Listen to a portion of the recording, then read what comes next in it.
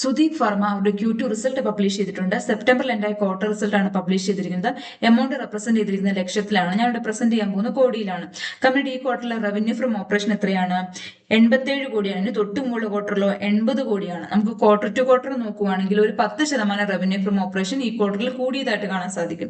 കഴിഞ്ഞ ഫിനാൻഷ്യൽ ഇയറിൽ സെപ്റ്റംബറിൽ ഉണ്ടായപ്പോൾ കമ്പനിയുടെ റവന്യൂ ഫ്രം ഓപ്പറേഷൻ എത്രയാണ്? 106 കോടിയാണ്. നമ്മൾ ഇയർ ടു ഇയർ കമ്പയർ ചെയ്ത് നോക്കുവാണെങ്കിൽ ഒരു 17% റവന്യൂ ഫ്രം ഓപ്പറേഷൻ ഈ ക്വാർട്ടറിൽ കുറഞ്ഞതായിട്ട് കാണാൻ സാധിക്കുന്നതാണ്. അതുപോലെ കമ്പനിയുടെ ടോട്ടൽ ഇൻകം നോക്കുവാണെങ്കിൽ ഈ ക്വാർട്ടറിൽ 100 കോടിയാണ് വരുന്നത്. അതിന് തൊട്ട് മുമ്പുള്ള ക്വാർട്ടറിൽ 86 കോടിയാണ്. നമ്മൾ ക്വാർട്ടർ ടു ക്വാർട്ടർ കമ്പയർ ചെയ്ത് നോക്കുവാണെങ്കിൽ ടോട്ടൽ ഇൻകം ഈ ക്വാർട്ടറിൽ കൂടിയതായിട്ട് കാണാം.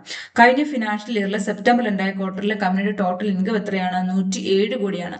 നമ്മൾ ഇയർ ടു ഇയർ കമ്പയർ ചെയ്ത് നോക്കുമ്പോഴത്തേന് കമ്പനിയുടെ ടോട്ടൽ ഇൻകം കുറഞ്ഞതായിട്ട് കാണാം. അതുപോലെ കമ്പനിയുടെ ടോട്ടൽ എക്സ്പെൻസ് നോക്കുവാണെങ്കിൽ ഈ ക്വാർട്ടറിൽ കമ്പനിയുടെ ടോട്ടൽ എക്സ്പെൻസ് എന്ന് പറയുന്നത് 60 കോടിയാണ്. അതിന് തൊട്ട് മുമ്പുള്ള ക്വാർട്ടറിലോ 52 കോടിയാണ്. നമ്മൾ ക്വാർട്ടർ ടു ക്വാർട്ടർ കമ്പയർ ചെയ്ത് നോക്കുകയാണെങ്കിൽ ഒരു 15% ടോട്ടൽ എക്സ്പെൻസ് കൂടിയതായിട്ട് കാണാം. അതുപോലെ കഴിഞ്ഞ ഫിനാൻഷ്യൽ ഇയറിൽ സെപ്റ്റംബറിൽ ഉണ്ടായ ക്വാർട്ടറിലെ കമ്പനിയുടെ ടോട്ടൽ എക്സ്പെൻസ് എത്രയാണ്? 68 കോടിയാണ്. നമ്മൾ ഇയർ ടു ഇയർ കമ്പയർ ചെയ്ത് നോക്കുമ്പോഴത്തേനും ഒരു 11% ടോട്ടൽ എക്സ്പെൻസ് കുറഞ്ഞതായിട്ട് കാണാം. അതുപോലെ കമ്പനിയുടെ പ്രോഫിറ്റ് ബിഫോർ ടാക്സ് എബിറ്റ് നോക്കുവാണെങ്കിൽ ഈ ക്വാർട്ടറിൽ 39 കോടിയാണ് വരുന്നത്. അതിന് തൊട്ട് മുമ്പുള്ള ക്വാർട്ടറിലോ 33 കോടിയാണ് വരുന്നത്. നമ്മൾ ക്വാർട്ടർ ടു ക്വാർട്ടർ കമ്പയർ ചെയ്ത് നോക്കുവാണെങ്കിൽ എബിറ്റ് കൂടിയതായിട്ട് കാണാം. കഴിഞ്ഞ ഫിനാൻഷ്യൽ ഇയറിൽ സെപ്റ്റംബറിൽ ഉണ്ടായ ക്വാർട്ടറിൽ കമ്പനിയുടെ പ്രോഫിറ്റ് ബിഫോർ ടാക്സ് എത്രയായിരുന്നു? 39 കോടിയായിരുന്നു. നമുക്ക് ക്വാർട്ടർ ടു ക്വാർട്ടർ കമ്പയർ ചെയ്ത് നോക്കുമ്പോഴത്തേനും വലിയ ഡിഫറൻസ് ഒന്നും കാണാൻ സാധിക്കുന്നില്ല.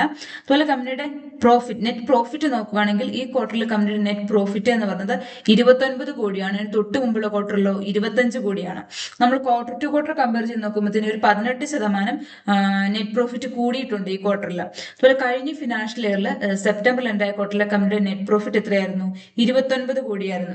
നമ്മൾ ഇയർ ടു ഇയർ കമ്പയർ ചെയ്ത് നോക്കുവാണെങ്കിൽ ഒരു 1% നെറ്റ് പ്രോഫിറ്റ് കൂടിയതായിട്ട് കാണാൻ സാധിക്കും. അതുപോലെ കമ്പനിയുടെ EPS നോക്കുവാണെങ്കിൽ ഏർണിംഗ് പെർ ഷെയർ നോക്കുവാണെങ്കിൽ ഈ ക്വാർട്ടറിൽ 2.67 പൈസയാണ്. അതിന് തൊട്ട് മുമ്പുള്ള ക്വാർട്ടറിലോ 2.29 പൈസയാണ്. നമ്മൾ ക്വാർട്ടർ ടു ക്വാർട്ടർ കമ്പയർ ചെയ്ത് നോക്കുവാണെങ്കിൽ കമ്പനിക്ക് ഒരു 17% EPS കൂടിയതായിട്ട് നമുക്ക് കാണാൻ സാധിക്കും. അതുപോലെ അതിന് തൊട്ട് മുമ്പ് ഫിനാൻഷ്യൽ ഇയർ അതായത് 2024 സെപ്റ്റംബറിൽ ഉണ്ടായ ക്വാർട്ടറിലെ EPS എത്രയാണ്? ഏർണിംഗ് പെർ ഷെയർ എത്രയാണ്? 2.71 പൈസയാണ്. നമ്മൾ ഇയർ ടു ഇയർ കമ്പയർ ചെയ്ത് നോക്കുവാണെങ്കിൽ ഒരു 1% EPS കുറഞ്ഞതായിട്ട് നമുക്ക് കാണാൻ സാധിക്കും.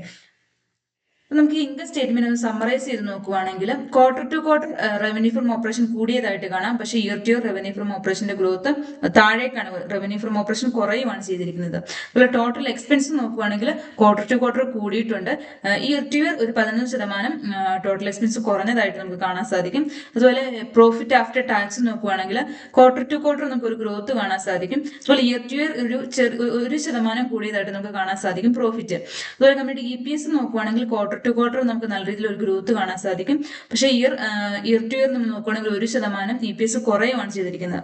നമ്മൾ ഓവറോൾ ഒന്ന് സമ്മറൈസ് ചെയ്ത് പറയുകയാണെങ്കിൽ കമ്പനിക്ക് ക്വാർട്ടർ ടു ക്വാർട്ടർ ഒരു ഗ്രോത്ത് കാണാൻ സാധിക്കും. ഇയർ ടു ഇയർ നമുക്കൊരു ഗ്രോത്ത് കാണാൻ സാധിക്കുന്നില്ല.